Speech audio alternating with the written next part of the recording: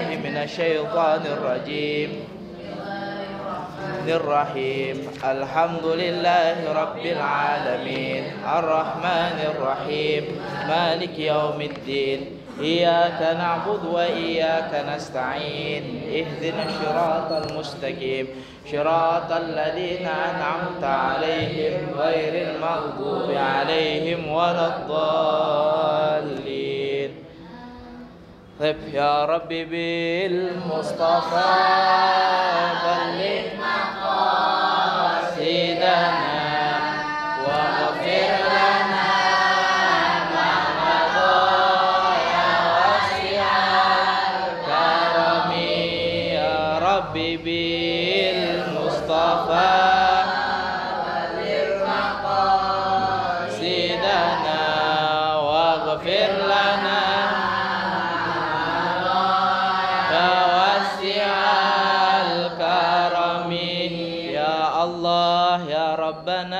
نجنا من سار ناس بالولي كتب الأنفاس الحبيب عمر بن عبد الرحمن العطاس. يا ربي بالمصطفى بلغ مقاصدنا واغفر لنا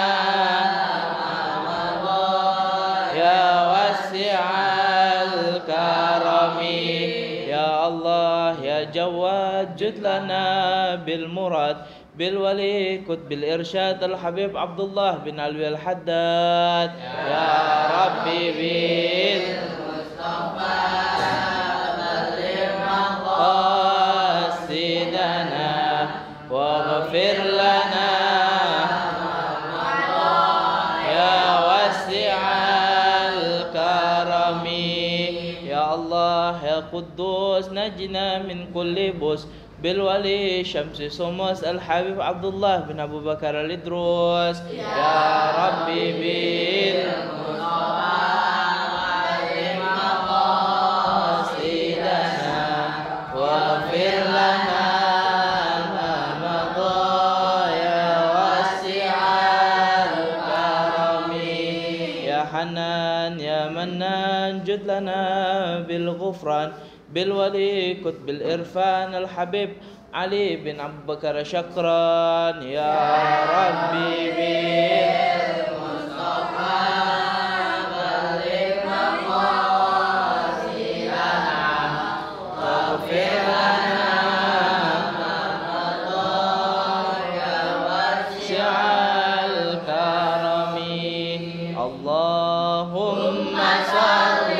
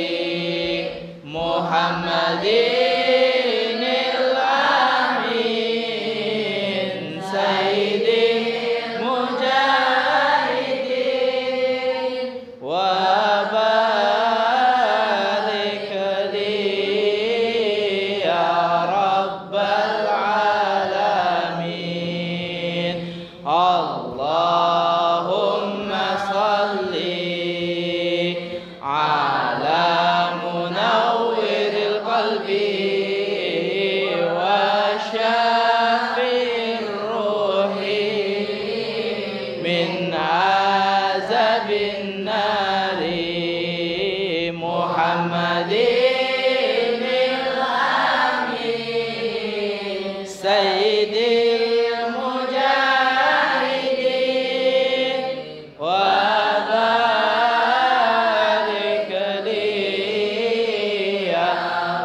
rabbal alamin. Bismillahirrahmanirrahim. Assalamualaikum warahmatullahi wabarakatuh. Waalaikumsalam warahmatullahi wabarakatuh. Semoga dengan wasilah kita tadi tawasul, baca sholawat, kita benar-benar dikasih faedah yang besar. Amin. Dikasih kita pulang-pulang ngaji, hati kita dipenuhi oleh sinar tajalli dari Allah Subhanahu wa taala. Amin. Kemarin kita udah bahas tentang apa? Perintah sholat, perintah yang eksklusif, yang enggak didapat sama nabi-nabi lain, ya, yang khusus diberikan kepada Nabi Muhammad. Nah, ini sholat perintahnya luar biasa. Kemarin mau lanjutin sedikit. Perintahnya itu awalnya berapa kali? 50 kali diperintahkan kepada umatnya Nabi Muhammad SAW untuk sholat. Begitu Nabi Muhammad turun dari Sidratul Muntaha, ketemu sama Nabi Musa. Apa kata Nabi Musa? Wahai Muhammad, hambamu, umatmu itu gak bakal kuat. Negosiasi. Naik lagi ke atas, ke Sidratul Muntaha. Dikurangin sama Allah SWT, terus negosiasi, terus berkali-kali sampai jadilah 5 waktu. Dari 50 loh jadi 5 waktu. Tapi kenyataannya 5 waktu ini manusia umat Nabi Muhammad SAW pun masih lalai. Bahkan bukan hanya lalai, kadang-kadang meninggalkan daripada sholat. Banyak orang sekarang, masya Allah, cobaannya luar biasa. Ya, kekasihnya dia menganggap hatinya itu bukan Allah lagi, bukan Nabi Muhammad, tapi ada kekasih lain. Sehingga kalau subuh-subuh itu kalau ditelepon video call langsung bangun dia. Dengar suara panggilan video call bangun. Dia bangun, video call. Tapi begitu ada panggilan azan, susah bangunnya. Kenapa begitu? Karena hatinya tidak menganggap itu adalah panggilan dari kekasihnya. Kalau merasa itu panggilan dari kekasih, biasanya orang apa? Bersegera, ya kan? Lalu kekasih begitu. Ayo kita nonton sekarang. Mau cepet-cepet aja bawaannya, ngebet, ya kan? Ayo nonton ini. Begitupun dengan kalau kita menganggap Allah itu kekasih kita, Nabi Muhammad itu kekasih kita, maka setiap panggilan yang Allah suruhkan kepada kita, apa? Kita akan berusaha secepat mungkin memenuhi panggilan tersebut. Nah, ini disebutkan di sini sholat itu adalah rukun Islam kedua. Ada berapa yang fardu? Ada 5. Yang pertama subuh, zuhur, asar, maghrib, isya. Tapi ternyata ada mazhab lain, mazhab yang diakuin. Tapi ini sholatnya ada 6 waktu. Ada subuh, zuhur, asar, maghrib, isya. Satu lagi tambahannya sholat apa? Sholat witir. Ada mazhab yang menjadikan sholat witir itu wajib. Bersyukur kita cuma 5, ya. Nah, ada juga orang mazhab lain yang mewajibkan sholat itu harus berjamaah, nggak boleh sholat sendiri-sendiri. Nah, kalau kita kuat gak begitu? Kalau kita kan ada aja yang sholat sendiri. Tapi ada satu mazhab yang dia itu mewajibkan untuk umatnya sholatnya itu harus secara berjamaah, nggak boleh sendiri-sendiri. Nah, sekarang kita akan masuk kepada syarat wajib sholat. Jadi orang yang wajib sholat tuh harus gimana sih? Apakah semua orang itu wajib untuk sholat? Enggak. Ada orang yang tidak diwajibkan untuk sholat. Oke, kita bahas. Kalau yang punya buku boleh dicatat, ya. Yang punya buku tulis boleh catat. Yang nggak ada, yang punya handphone boleh direkam. Kalau nggak ada, rekam di otak aja.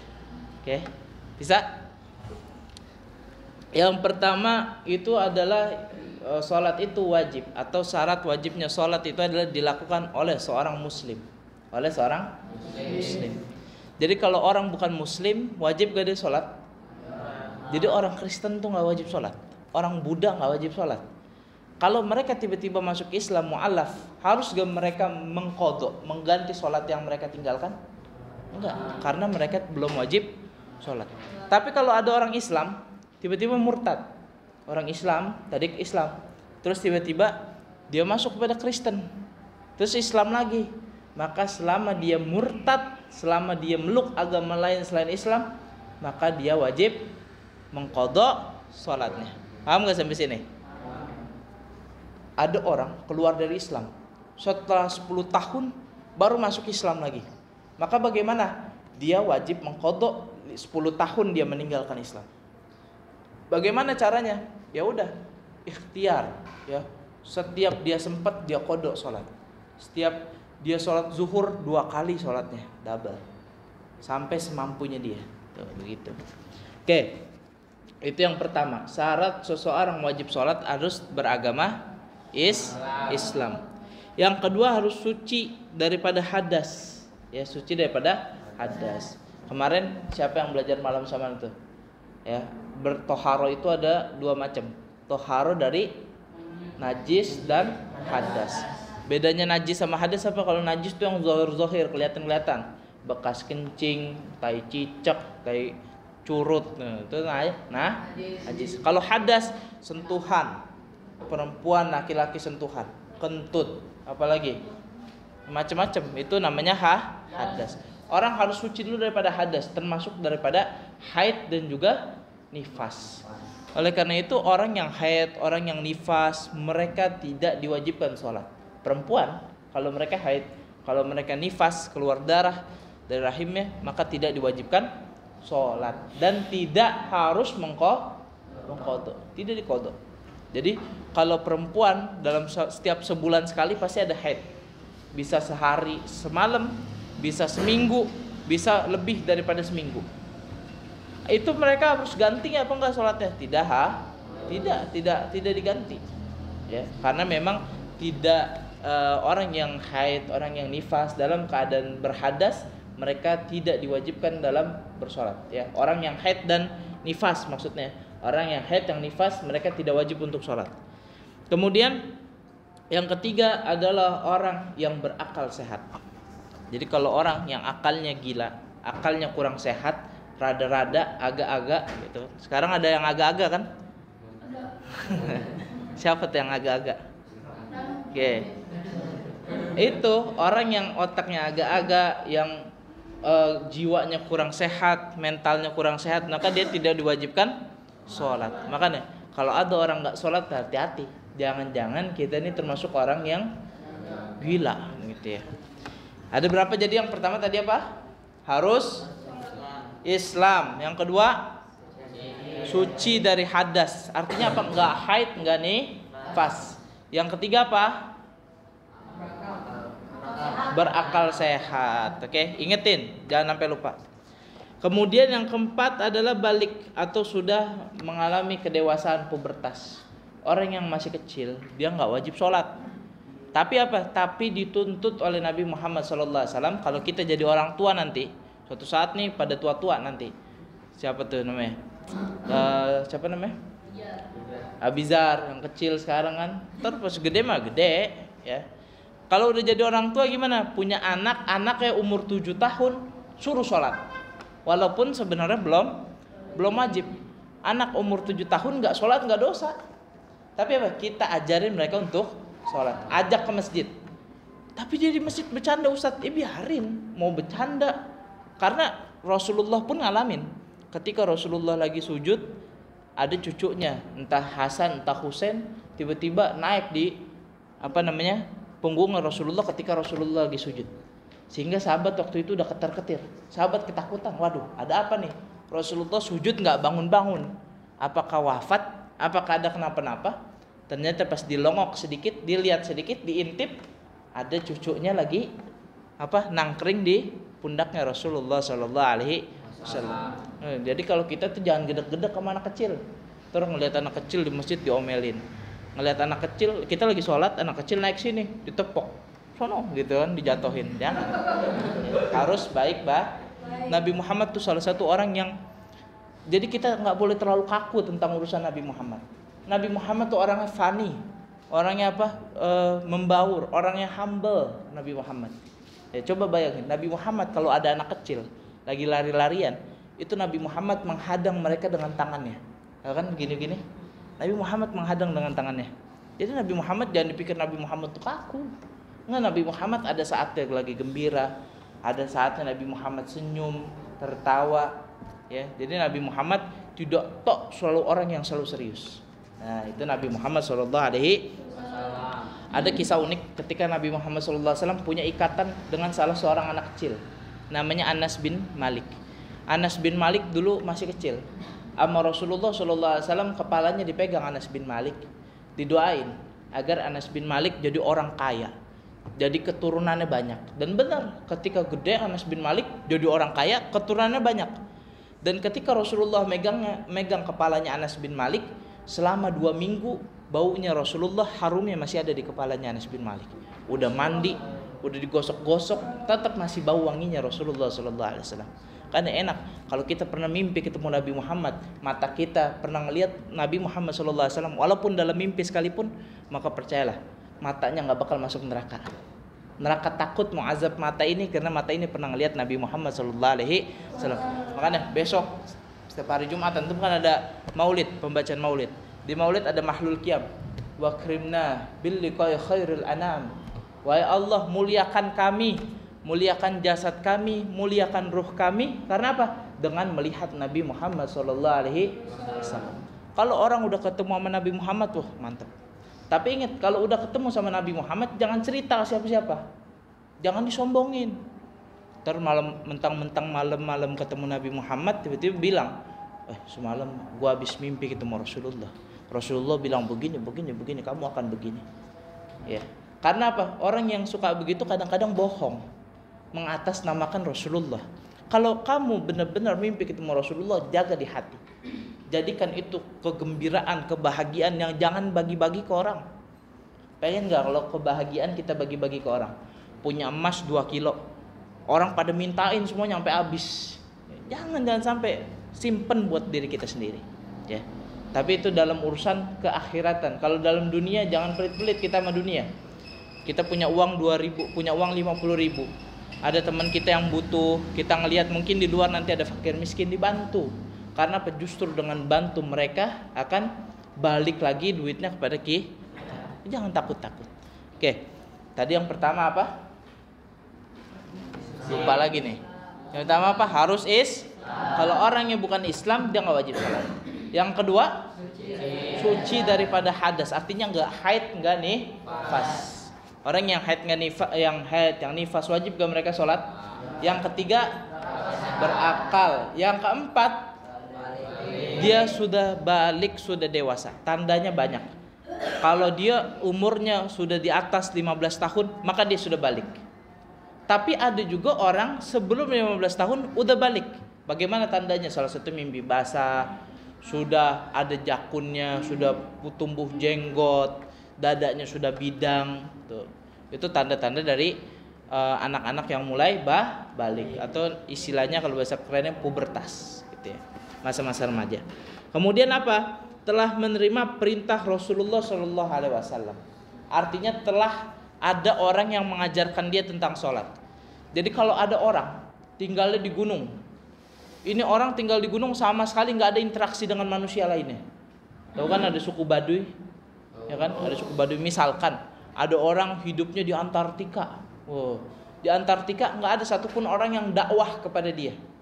Dia nggak sampai dakwah. Nggak ada yang mengajarkan kepada dia Islam. Internet nggak masuk ke dia.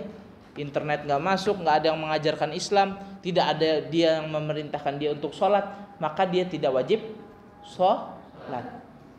Dan dia masuk surga apa neraka nanti? Masuk surga, walaupun dia nggak punya amal soleh, walaupun dia nggak menyembah Allah. Kalau dia belum sampai dakwah kepada dia, maka dia masuk surga. Ya, paham nggak? Ada orang kalau tinggal di Antartika, dia nggak menyentuh sama sekali, nggak pernah disentuh, nggak pernah dakwah, nggak pernah ada yang ceramah, nggak pernah ada yang ngasih tahu dia, tiba-tiba dia meninggal, maka dia tempatnya di surga. Tapi ada satu tempat khusus, surganya nggak kayak surga kayak kita. Tempat surganya itu, tempat mulianya itu adalah tempat surga, tapi orang yang nggak punya amal, orangnya nggak punya amal, nggak sholat, nggak ngapa-ngapain, tapi ada surga khusus. Nah, termasuk orang-orang gila. Orang gila itu kan akalnya dicabut sama Allah Subhanahu wa taala.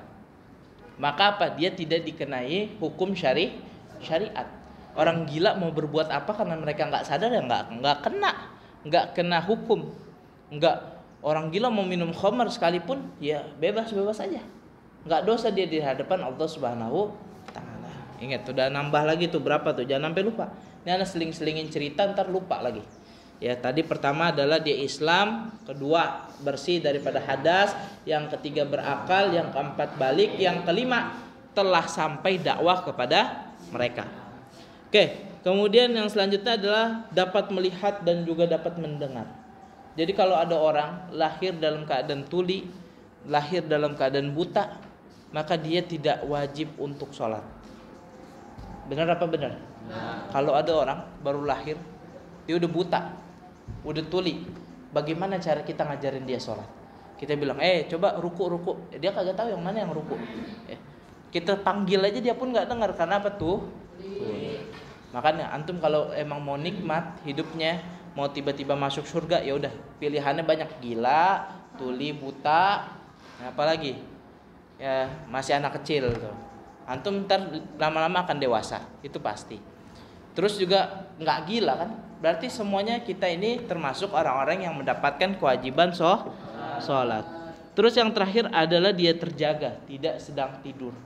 Kalau orang tidur itu dia maksudnya tidur itu tidak wajib sholat, ya. Jadi tidak terkena dosa sholat. Ada orang dia sebelum zuhur, dia itu misalkan jam 9 tidur, ya, jam 9 tidur, bangun habis maghrib. Nah, sholat apa aja yang kelewatan? Zuhur, asar, maghrib. Kena dosa apa enggak? Enggak kena dosa. Tapi apa? Nanti ketika dia baru bangun, dia harus mengganti sholatnya. Karena apa? Ganti sholatnya bukan karena emang ada ajarannya, bukan syariat, tapi sebagai bentuk kepatuhan dia kepada Allah Subhanahu Wa Taala, dia harus ganti sholatnya. Ya. Menyesal, aduh kenapa tidur? Tapi jangan disengaja. Jangan, waduh dikit lagi subuh nih, tidur habis itu. Ada orang begitu. Ya, ini bahkan maksudnya sekitaran Ana sendiri, ya, orang-orang yang seumuran sama Ana melihat sendiri. Kalau malam, masya Allah begadangnya rajin banget. Kalau main Mobile Legend ya, Mobile Legend, masya Allah, sampai pagi jalan. Tapi begitu di jam 3 kita bangun dia tidur. Masya Allah, dia lebih cinta kepada Mobile Legend dibandingkan kepada Allah Subhanahu Wa Taala. Sedekah sama Mobile Legend 500.000, 300.000. Sedekah ke majlis, sedekah ke masjid 2.000 pun kagak. Ya. Jadi jangan sampai kita menjadi orang seperti itu. Oke. Ada berapa totalnya syarat wajib sholat? Ada berapa? Ada 6. 1, 2, 3, 4, 5, 6. Oh 7. 7 berarti bukan 6. Ya. Apa aja yang utama? Yang kedua, yang ketiga, yang keempat, kelima, telah sampai? Bukan. Yang kelima tidak tuli dan juga tidak buta. Benar gak? Terus yang keenam? Yang keenam dalam keadaan terjaga, tidak ulangin dah sekali lagi nih, cepet nih ngulanginnya biar mudah dihafal. Yang pertama dia harus Islam. Kedua dia bersih daripada hadas, tidak haid, tidak nifas. Yang ketiga dia berakal. Yang keempat balik. Yang kelima sudah sampai dakwah Nabi. Yang keenam dapat melihat dan juga mendengar. Artinya nggak buta, nggak tuli. Terus apa? Yang ketujuh, yang terakhir adalah dia terjaga, tidak tidur. Ya, oke. Paham sampai sini? Habis ini apain? Cerita apa yang seru? Jadi begini, tentang Rasulullah aja nih. Ini tentang Rasulullah tuh masya Allahnya luar biasa. Rasulullah SAW itu adalah makhluk yang paling ganteng, makhluk yang paling indah, yang paling enak dilihat itu Nabi Muhammad SAW. Ada salah satu penyair mengatakan, andai kata bulan itu bulan purnama itu dibelah dua, setengahnya bulan purnama itu adalah Nabi Muhammad SAW. Ya, setengahnya bulan purnama. Bulan purnama setengahnya diambil Nabi Muhammad, tinggal sisa berapa? Setengahnya lagi, setengah potongnya lagi, itu dipotong dua lagi. Yang tinggal seperempat bagian kan. Nah itu seperempatnya miliknya Nabi Yusuf alaihissalam. Dan seperempatnya lagi, sisanya lagi punya kita semua umatnya. Jauh makanya. Tahu Nabi Yusuf kisahnya kan? Nabi Yusuf alaihissalam, ada Zulaihah, seorang penguasa wanita, dia termakan rayuan kepada Nabi Yusuf. Dia termakan nafsu pada Nabi Yusuf. Akhirnya apa? Dia berbuat sesuatu yang tidak seronok kepada Nabi Yusuf alaihi salam. Tapi ada orang cerdas. Dia mengatakan kalau memang dia sobeknya di depan berarti Nabi Yusuf yang salah. Nabi Yusuf yang godain. Tapi kalau sobek bajunya dari belakang berarti Zulaikha yang rayu Nabi Yusuf. Akhirnya apa? Ternyata sobeknya di belakang. Karena apa? Ditarik. Akhirnya Zulaikha ini diomongin sama perempuan ibu-ibu gosip di grup WA. Kalau dulu ada grup WA begitu. Diomongin, oh itu si Zulaikha, dia padahal menteri, dia padahal penguasa, tapi dia melakukan hal seperti itu sama budaknya sendiri. Akhirnya apa kata Zulaikha? Dia kagak tahu aja kegantengannya Yusuf. Akhirnya apa? Diundang makan, dikasih buah, dikasih pisau. Pisaunya yang paling tajam. Begitu dipersilakan makan, tiba-tiba Yusuf disuruh keluar. Wahai Yusuf, keluar. Begitu Nabi Yusuf alaihissalam keluar, semuanya tidak sadar. Mereka semua mengiris jari-jari mereka. Kulit-kulit mereka teriris oleh pisau yang mereka pegang sendiri. Lalu apa yang mereka katakan? Demi Allah, ini adalah bukan manusia, tapi ini adalah malaikat. Begitu Nabi Yusuf pergi, baru mereka sadar. Tangannya kesakitan. Itu apa? Gara-gara kegantengan Nabi Yusuf alaihi salam. Padahal itu dibilangin dalam syair tersebut, Nabi Yusuf itu gantengnya cuma setengah daripada kegantengan Nabi Muhammad sallallahu alaihi wasallam. Nabi Muhammad SAW itu sampai-sampai sahabat itu saking perhatian sama Rasulullah itu begitu luar biasa. Contohnya siapa? Ummu Sulaim. Kenal Ummu Sulaim? Ada ibunya Anas bin Malik namanya Ummu Sulaim. Ummu Sulaim ini saudara sesusuan Nabi Muhammad SAW. Jadi mahram sama Nabi, dilarang untuk menikah. Boleh nginep Nabi Muhammad di rumahnya Ummu Sulaim. Begitu nginep di rumahnya Ummu Sulaim, lagi panas-panas, Nabi Muhammad buka baju. Begitu buka baju, Ummu Sulaim ngelihat Nabi Muhammad keringetan. Apa yang dilakukan oleh Ummu Sulaim? Dia ambil botol, dia ambil wadah, ditadangin keringetnya Nabi Muhammad SAW. Akhirnya tiba-tiba Nabi Muhammad sadar, kebangun, ditanya, wahai Ummu Sulaim, buat apa keringet itu? Apa kata Ummu Sulaim? Ketika saya bandingin keringetmu dengan minyak wangi yang aku punya, lebih wangi keringetmu. Akhirnya apa? Ini minyak wangi saya campur dengan keringatmu agar lebih wangi. Tuh, kata siapa? Ummu Sulaim. Pokoknya Nabi Muhammad SAW indahnya begitu luar biasa indah. Ya.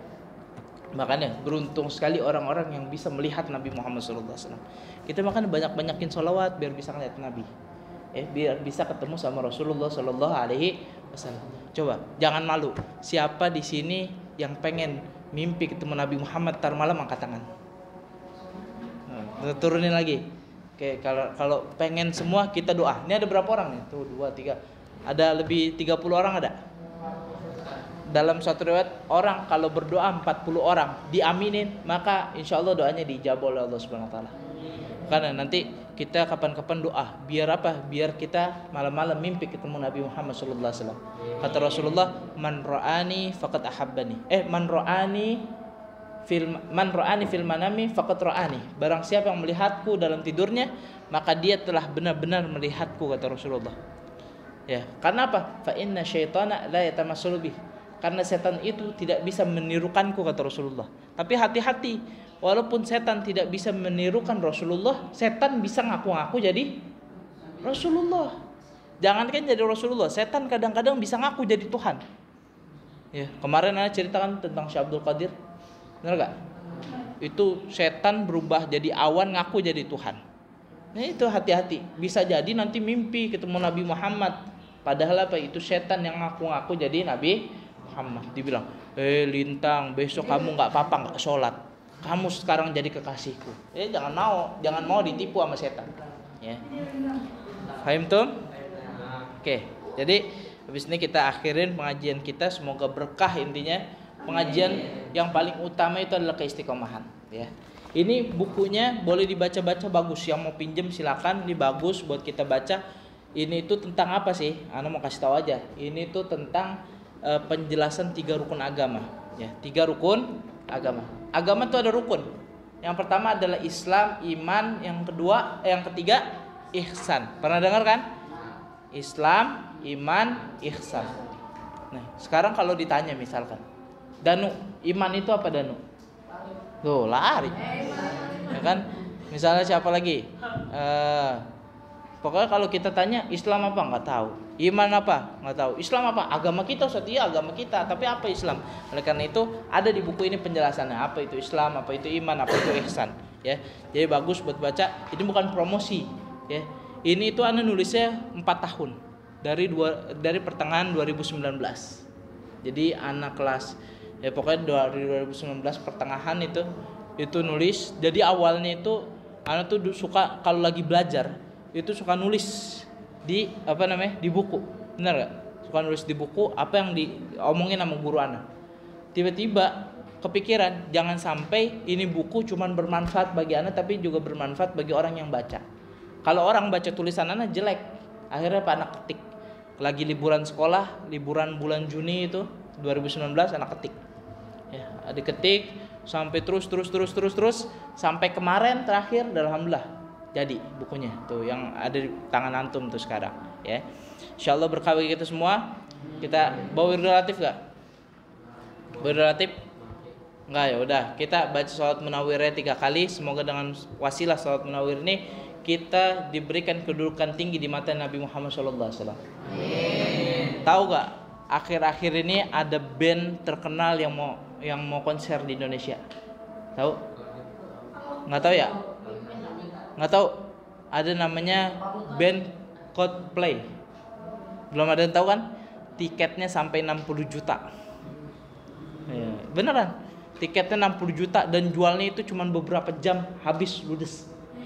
Yang nyanyi namanya Chris Martin. Begitu Chris Martin diwawancarain sama presenter asal Indonesia, seorang perempuan, anak nggak sebut namanya siapa, ini majelis mulia kita nggak gibah. Disebut Chris Martin ini ngobrol sama seorang presenter dari Indonesia. Begitu senangnya dia, karena apa? Bisa ngomong artis dunia sama artis dunia, bisa ngomong, bisa dikenal sama artis dunia. Disebut namanya, halo Nana. Nah, kan disebut dan namanya. Senangnya luar biasa. Karena kenapa? Orang mau nonton konsernya aja 60 juta, 13 juta, 11 juta. Dia ngobrol langsung sama vokalisnya. Bagaimana kalau kita mengidolakan Nabi Muhammad SAW? Begitu di surga, begitu di neraka, malaikat Malik udah nyeret kita ke neraka, tapi dikenalin, ini bukan yang dulu ngaji nih, bukan yang dulu yang ingat Nabi Muhammad. Akhirnya dimasukin langsung VVIP lewat lewat jalurnya Nabi Muhammad sallallahu alaihi wasallam. Ila hadratin Nabi Mustafa Rasulullah sallallahu alaihi wasallam. Al-Fatihah. Bismillahirrahmanirrahim.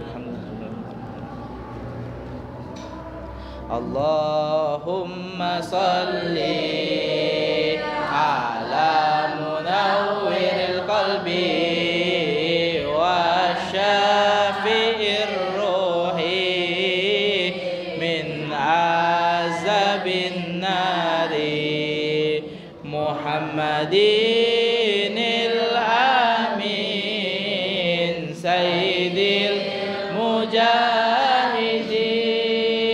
wa barik li ya rabbal alamin.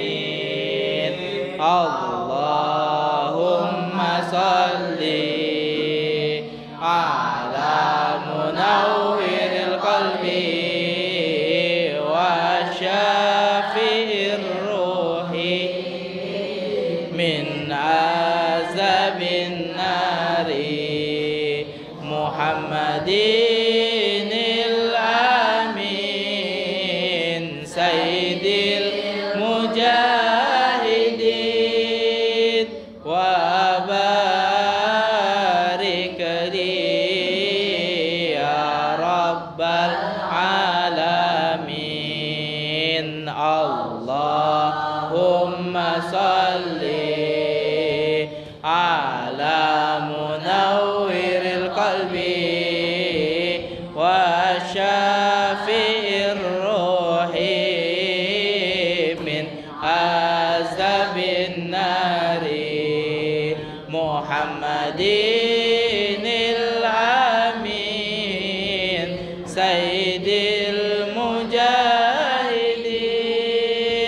wa barik li ya rabbal alamin. Tapi in uridu ila islahi mastata'tu wallahu muwaffiq ila aqwamit thoriq. Wassalamualaikum warahmatullahi wabarakatuh. Waalaikumsalam.